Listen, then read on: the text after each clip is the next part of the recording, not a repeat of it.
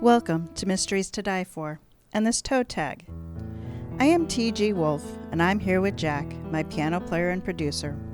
This is normally a podcast where we combine storytelling with original music to put you at the heart of a mystery. Today is a bonus episode that we call a toe tag. It's a first chapter from a fresh release in the mystery, crime, and thriller genre.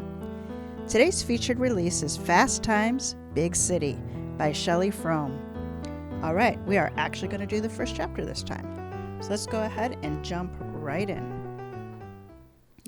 Chapter 1. Bud Palmer slipped on his sunglasses and set off in his Ford Sunliner convertible on this balmy subtropical Saturday morning. All the while, he tried to convince himself he could get this meeting over with quickly, no matter what his shady Uncle Rick was up to. But then again, Bud wished he just hung up on him. Not put up with the, can't tell you over the phone, I need you here in person, soon as possible. That way he wouldn't be driving across the MacArthur Causeway. Moreover, if his mother hadn't asked him to look out for her kid brother while she and his dad were on their Caribbean cruise, he'd never have been reminded of Rick's schemes such as hanging up a dual realtor/PI sign. He wouldn't be thinking of Rick Ellis at all. As he drove on, more disconcerting images came to mind. A wiry little guy clutching a Polaroid camera, hiding behind the poinsettias as some floozy snuck into a garish motel with somebody else's husband in tow. Not that Bud himself was always straightforward. At 29, while his friends were married with kids, he was still easing out of relationships the minute he was asked, "Tell me, Bud, how much does a sports writer make?" Or, "I hear there's a new subdivision going up in Miramar, each house with a lanai. Perfect for raising a family." In comparison with Rick, however, Bud was always honest about his intentions, whether it be in his work or love life. In contrast, when playing tennis, for instance, Rick always looked for an angle. He'd crouch behind the net ready to pounce or cut off the opponent's serve, always looking to throw the server off his game. Bud crossed over into Miami Beach, tooled around past the ball field at Flamingo Park, eased past the pastel sidewalks, taking him up to Ocean Drive and the fresh fruit juice stand at 10th Street Beach. He parked at the curb directly in line with the juice stand, got out, and crossed the sun-dappled street. Glancing around, he took in the cool tinge of fall blowing in from the ocean, fusing with the salty scent of water. The sun's rays streamed through the fluffy clouds. The waves rippled, beckoning the smattering of sunbathers to take a dip.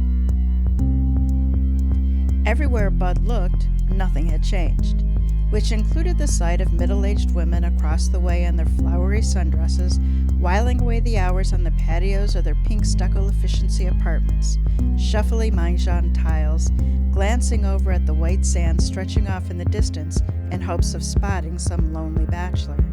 It was all predictable. Even his paper, the Miami Herald, and source of his livelihood, discarded on an empty green bench, seconded the motion. There was a photo of President Eisenhower above the fold playing golf nearby at Jackie Gleason's country club, and the sidebar noting the U.S. was gaining in the space race with the Soviets. Whatever Rick was champing at the bit about had to be taken with a proverbial grain of salt. As if in agreement, a voluptuous blonde in a fuchsia bikini came into view, turned on the outdoor shower a few yards away, and casually washed off the saltwater residue on her shoulders, and winked. Bud smiled back. He checked his watch and gazed beyond the mahjong ladies to the gap row of efficiency apartments at the end of the block, where a weathered bungalow sat a few yards back. The one with the fading sign fronting the bamboo porch railing that read, "Walk-ins welcome, services unlimited." Bud crossed over, hurried past the row of squat apartments, pivoted by the sign, noted the rear end of a rusty Studebaker sitting in the carport, and nodded. It was all the same old, promising more of the same. He bounded up the steps and called out, "Hello," opening the screen door, and walked right in. And sure enough, there was Rick, ready and waiting, sporting his signature Charlie Chaplin mustache, flowered short-sleeved shirt, and white linen slacks. The first worrisome signal, however, was his bleary, bloodshot eyes as he overpoured a carafe of steaming black coffee into a mug. He whipped out a handkerchief, plunked the carafe and mug on the edge of the desk in the center of the room, and mopped up the spill. At the same time, Bud took in the rest of the place and saw that it hadn't changed a bit. Starting from the girly calendars on the walls, milk boxes full of paperbacks on the floor, the cluttered desk topped by a scuffed black rotary phone, notary stamp, and the Smith Corona typewriter flanked by a hat stand with a random display. To complete the picture, there was a rack of glossy magazines so that Rick could keep up with the latest, plus a wooden perch that once accommodated a talking parrot on the near side of a shaded window and a sun-bleached deck chair. Everything was the same, and not at all the same. Slurping some coffee, Rick said, "Right, Bud, great, you made it." He moved a pile of papers aside and dug out an old photo album. Taking a few steps further inside, Bud said, "Okay, well, here I am. So?" "Terrific," Rick said, clutching the album. "What a guy, after giving you only a moment's notice. And hey, look what I dug up while I was waiting here killing time. Get a load of this."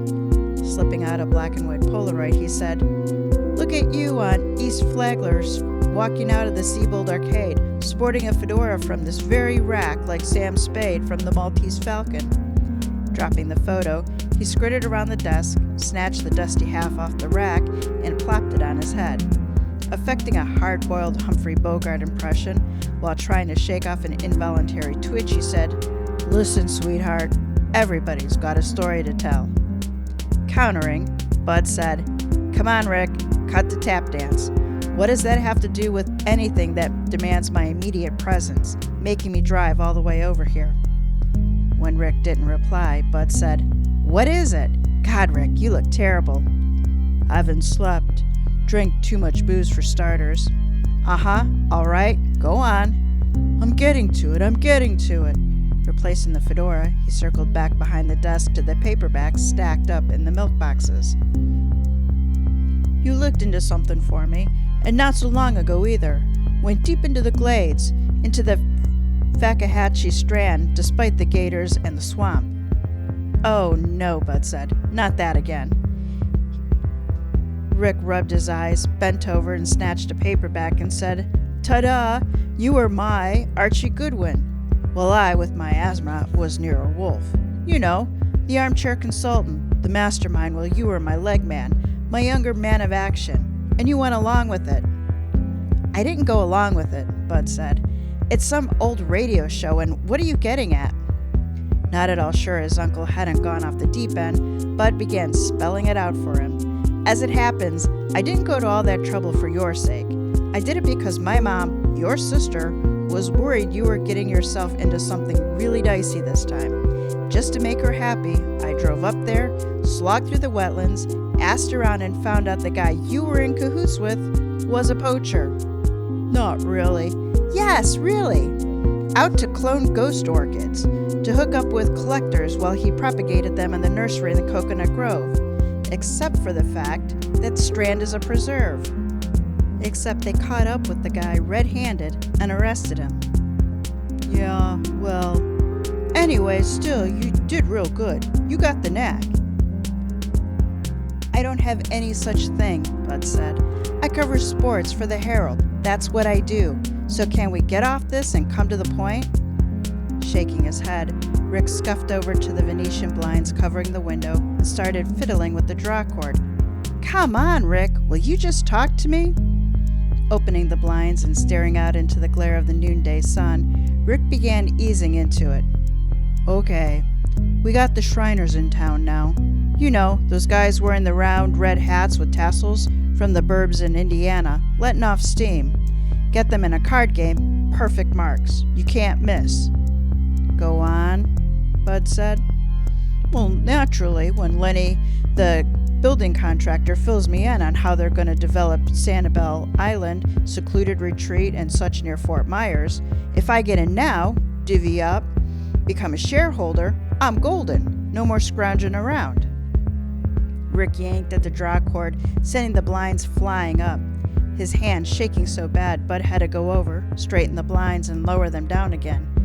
"Just break it to me, that's all I ask." But as Rick began to hem and haw, it was near impossible to piece it all together. Something about a high-stakes poker game at the nearby Tropic Isle Hotel that ran until dawn. But there weren't only boozy Shriner bozos playing it fast and loose.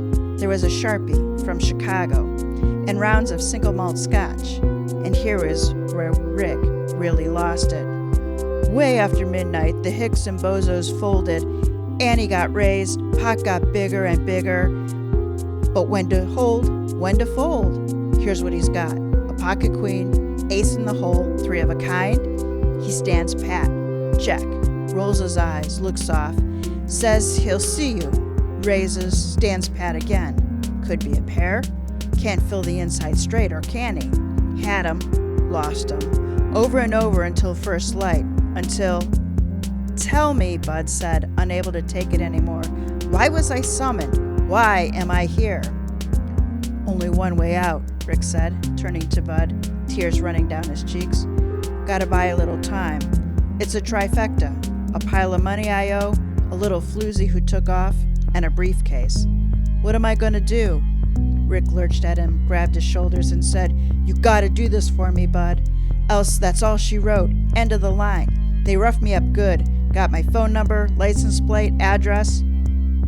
But you're on your feet, bright and fit.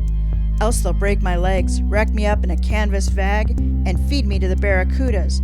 Bury me in Biscayne Bay." All right, that was the first chapter of FFAST TIMES BIG CITY by Shelly Frome. So here's my review.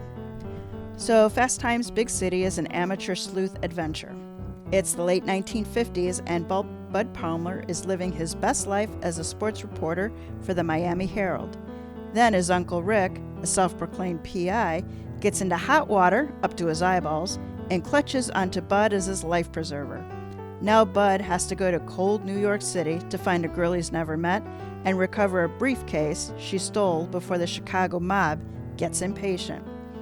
The bottom line, FFAST TIMES BIG CITY is for you if you like reluctant heroes, plot-driven quests, and immersion in eras gone by. All right, I think the real star of this story is the premise. So here we have clean-cut Miami sports reporter with a perpetual tan, and he has to travel to a wintry New York City on a quest for a girl who has stars in her eyes and the briefcase that she stole.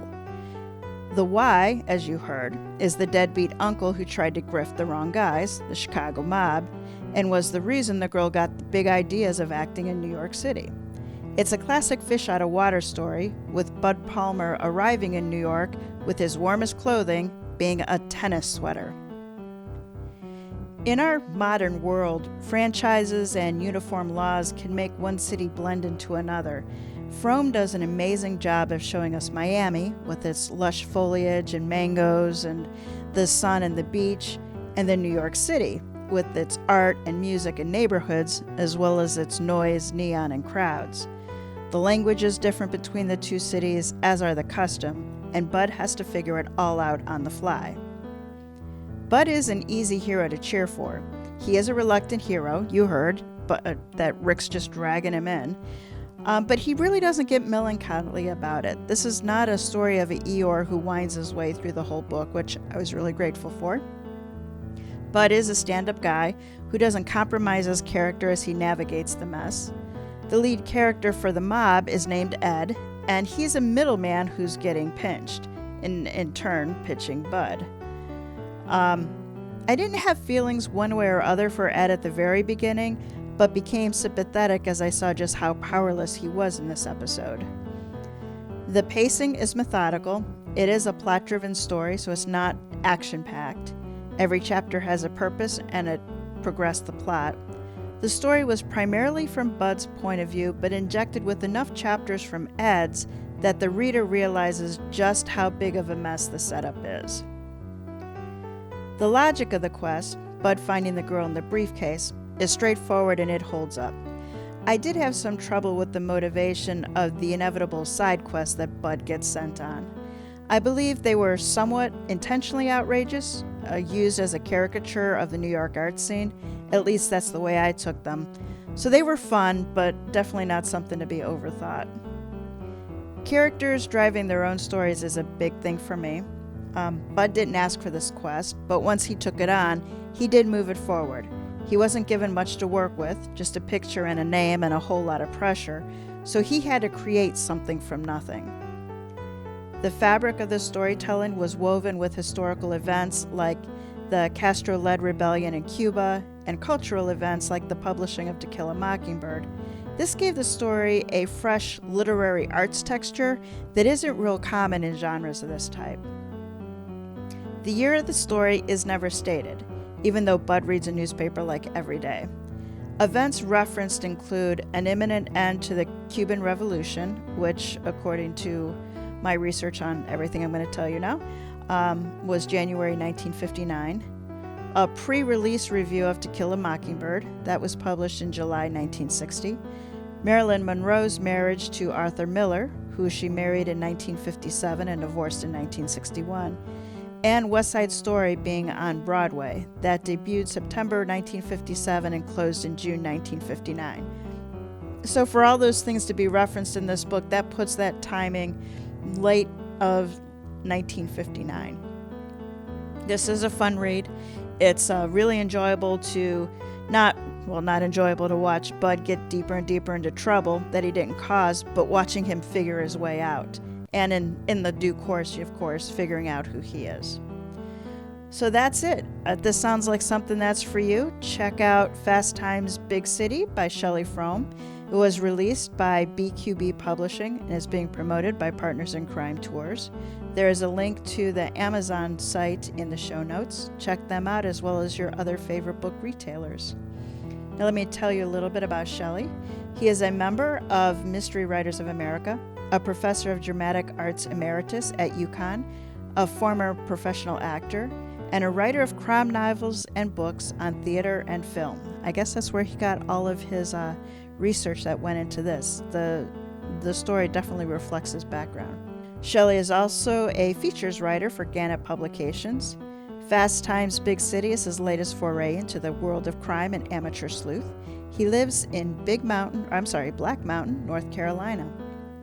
And Partners in Crime Tours represents a network of 300 plus bloggers offering tailor-made virtual book tours and marketing options for crime, mystery, and thriller writers from around the world. Founded in 2011, PICT offers services for well-established and best-selling authors, as well as those of us just starting our careers. PICT prides itself on tailored packages with a personal touch from the tour coordinators. For more information, check out their website, partnersincrimetours.com. And join us next week for Season 7 Games People Play, Episode 16. This one's a little bit different. It's an adaptation by me, TG Wolff, of The Billiard Room Mystery by Brian Flynn. You guessed it, billiards is the featured game. And with that, Jack, take us out.